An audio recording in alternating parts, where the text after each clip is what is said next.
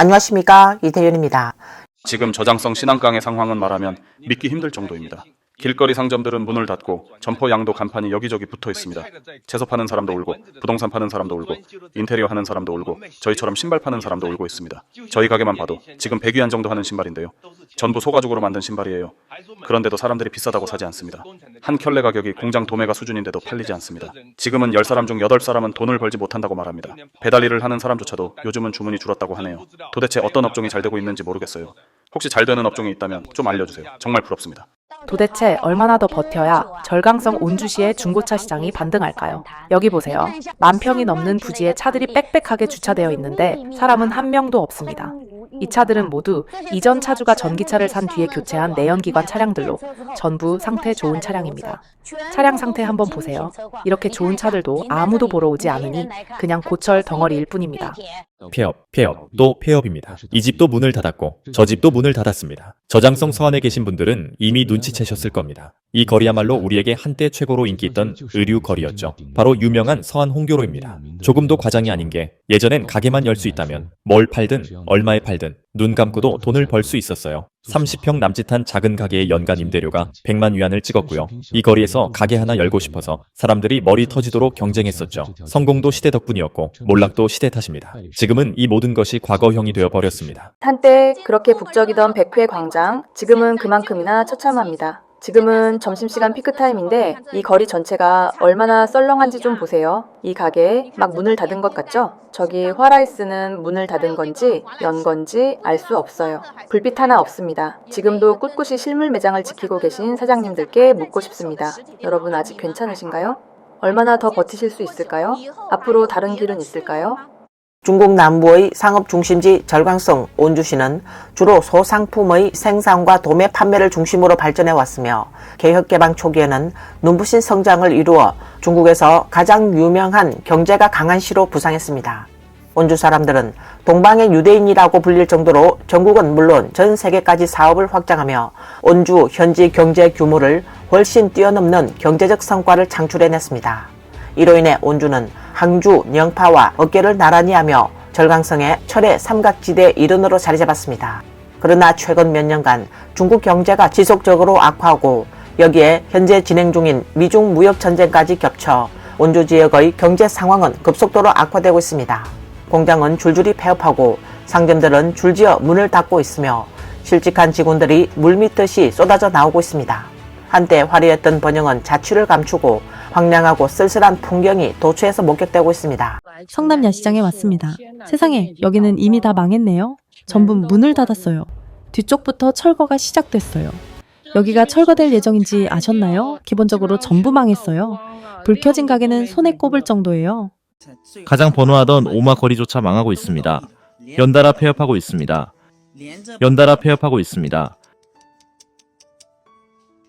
경제와 장사가 정말 안 좋습니다. 계속해서 폐업이에요. 가장 번화한 시내 중심지인데도 보세요. 계속 망하고 있습니다. 연달아 폐업입니다.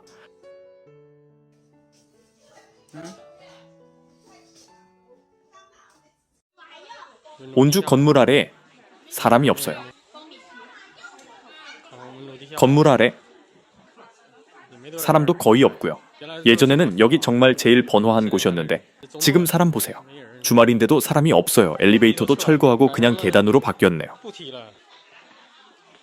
주말이 이런 상황이라니. 예전에는 정말 사람이 바글바글 했거든요. 온주에서 최근 2년간 장사가 정말 안 됩니다. 특히 제조업은 더 그렇죠. 쌍위에는 많은 신발 공장이 있는데 일주일에 겨우 4일 일하면 그나마 잘 돌아가는 편이라고 해요. 오프라인 실물 가게 장사는 전자상거래에 밀려 정말 형편없이 무너졌고요. 가까스로 라이브 커머스 업체에 신발을 납품하게 되어 5,000켤레 계약했는데 그중 1,000켤레가 반품되었어요. 벌어들인 수익으로는 인건비도 감당이 안 돼요. 제 친구는 오전 오래된 거리에서 음식점을 운영하는데 손님이 오면 장사는 됩니다. 하지만 소비 단가는 여전히 아주 낮아요.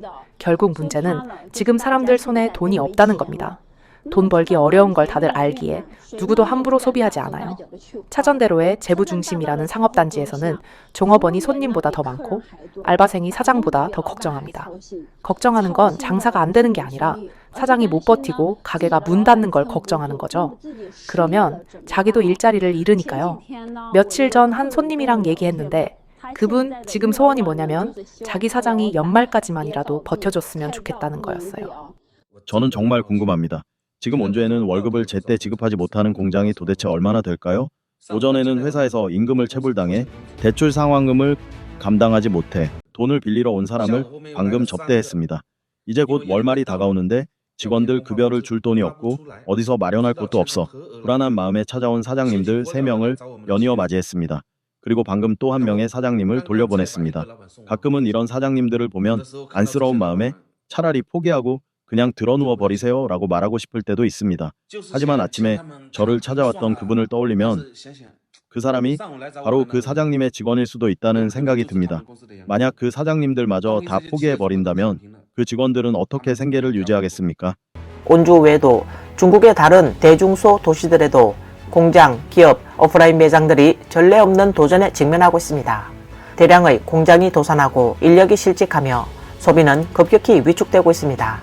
그 결과 일반 서민들의 삶은 큰 타격을 받고 있습니다. 2025년 80% 이상의 공장 사장들이 도산할 것입니다. 왜일까요? 여러분 한번 보세요. 지금 미국은 관세를 245%까지 인상했습니다. 게다가 국내 내수는 이미 포화 상태고 소비도 내림세로 접어들었죠. 이런 상황에서 과연 어떤 공장 사장이 살아남을 수 있겠습니까? 기계를 전부 꺼버리라고. 더 이상하지 말자고. 이게 무슨 상황인지 몰라?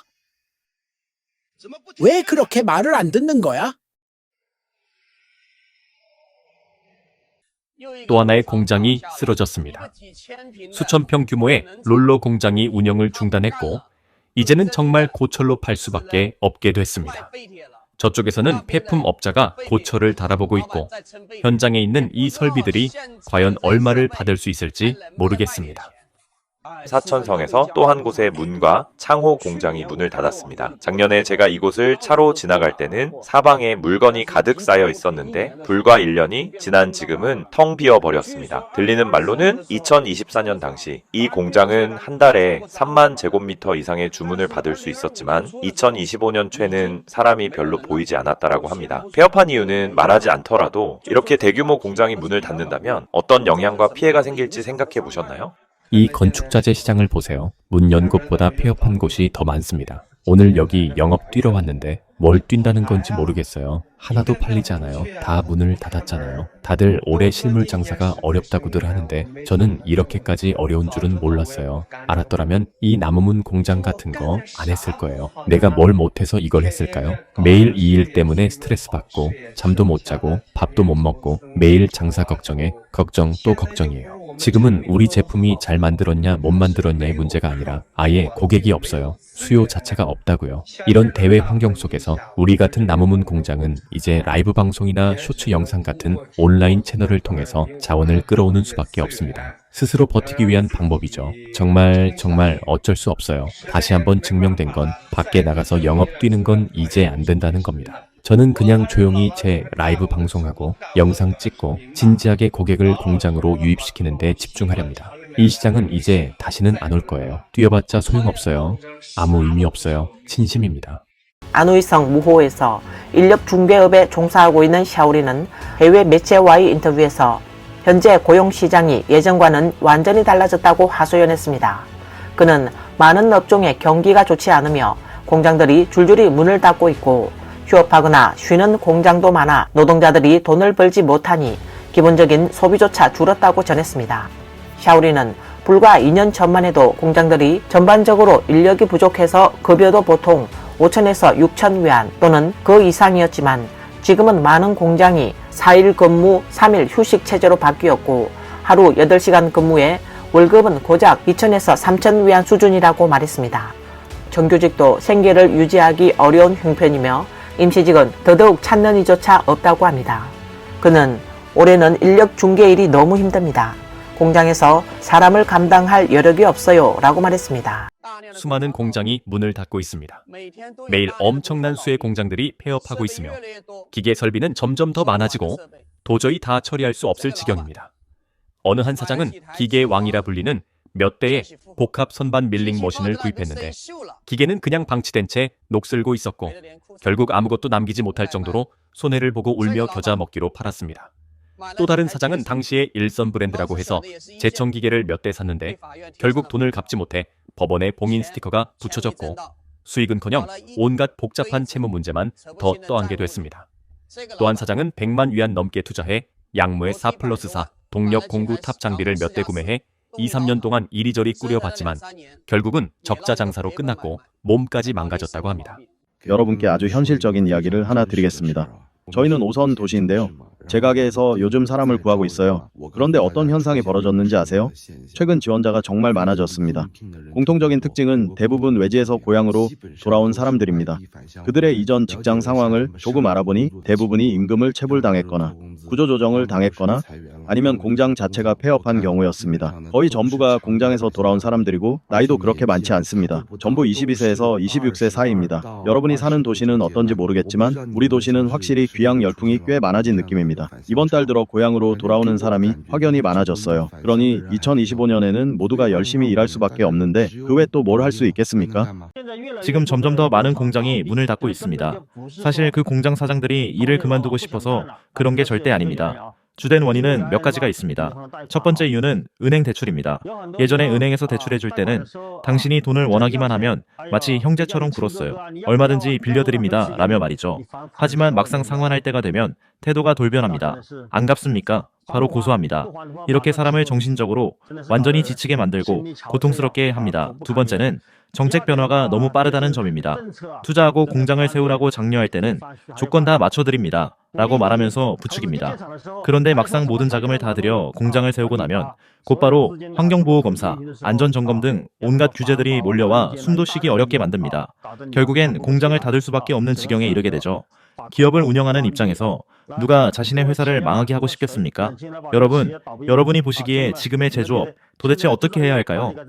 지금의 큰 환경이라면 솔직히 정말 어렵습니다. 차가 전혀 팔리지 않고 아무도 소비하지 않는데 그래서 도대체 왜 이런 상황이 벌어졌는지 한번 생각해 봤습니다. 주요 원인은 부동산 가격이 너무 심하게 내려갔기 때문이라고 말씀드릴 수 있습니다. 많은 사람들이 6개 지갑, 부모, 조부모 등 온 가족의 돈을 다 모아서 어렵게 마련한 집값의 계약금이 1-2년 만에 전부 날아가 버렸습니다. 심지어는 지금 집을 팔더라도 그 돈으로 주택 대출금조차 다 못 갚을 수도 있습니다. 이런 상황에서 여러분이 보시기에 그 사람들이 소비할 자신감이 있을까요? 전혀 없습니다. 소비가 없으면 경제는 순환하지 못합니다. 공장과 기업들도 돈을 벌 수 없으니 결국 임금 삭감과 해고로 이어지고 이렇게 되면 노동자들은 더더욱 소비를 못하고 반대로 열심히 돈을 저축하려 들며 내부 경쟁이 더 치열해집니다. 그렇게 점점 더 많은 사람들이 실업 상태에 빠지고 소비력이 없는 사람들이 늘어나면 공장과 기업들은 줄줄이 도산하게 됩니다. 결국 시장은 악순환에 빠지게 되는 겁니다. 그런데도 어떤 사람들은 집값이 내려가서 좋잖아. 앞으로 제곱미터당 2-3천 위안에 좋은 집을 살 수 있을 거야 라고 말합니다. 이런 말을 하는 사람들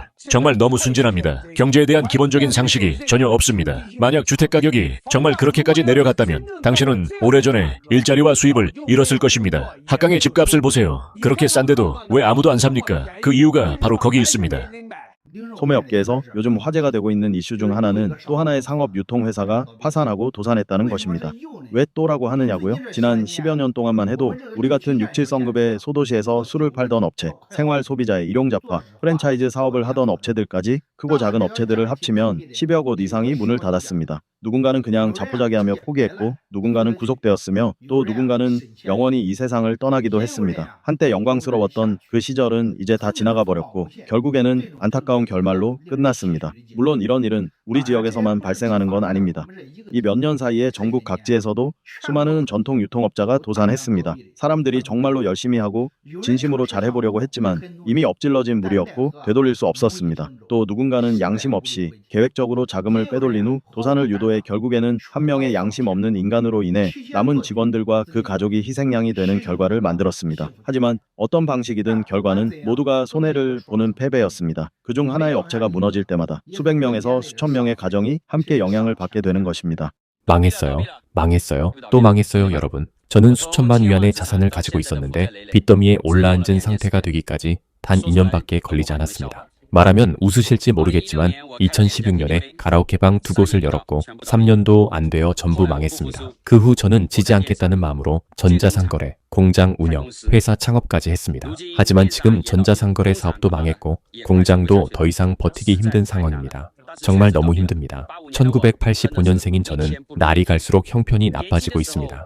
젊었을 때 항상 내가 용이라고 생각했는데 이렇게 많은 일을 겪고 나서야 결국 내가 벌레였다는 걸 깨닫게 됐습니다. 정말 너무 혼란스럽고 막막합니다. 여러분, 저에게 힘을 주세요. 공장과 기업의 잇따른 폐업과 함께 실업사태가 각 업종을 휩쓸고 있으며 많은 청년들이 연초부터 지금까지 적합한 일자리를 찾지 못한 채 진로에 대한 혼란과 미래에 대한 상실감을 겪고 있습니다. 최근 중국의 소셜 플랫폼에서 쥐인간이라는 생활 방식이 빠르게 유행하고 있습니다. 많은 청년들이 영상 속에서 자신들이 거의 외출하지 않고 일도 하지 않으며 하루 종일 침대에 누워있는 삶의 상태를 공유하고 있어 안타까움을 자아내고 있습니다. 쥐인간은 보통 3가지 주요 특징을 가지고 있습니다. 첫째, 야행성으로 밤에는 생기가 넘치지만 낮에는 무기력합니다. 둘째, 생활 반경이 방 한 구석에 국한되어 있지만 돌발 상황에는 민첩하게 대응합니다. 셋째, 에너지 절약형 사회 생활을 추구하며 사람과 대면을 꺼리고 온라인 소통을 선호합니다. 그리고 이 쥐인간이라는 표현은 사실 현실 생활에 대한 현대 청년들의 무력감과 심리적 불안을 반영하는 일종의 은유입니다. 많은 이들이 반쯤은 농담처럼 이 용어를 사용하지만 그 속에는 포기하고 있으면서도 변화하고 싶은 마음이라는 모순된 감정이 담겨 있습니다. 오늘 뉴스는 여기까지입니다. 시청해 주셔서 감사합니다.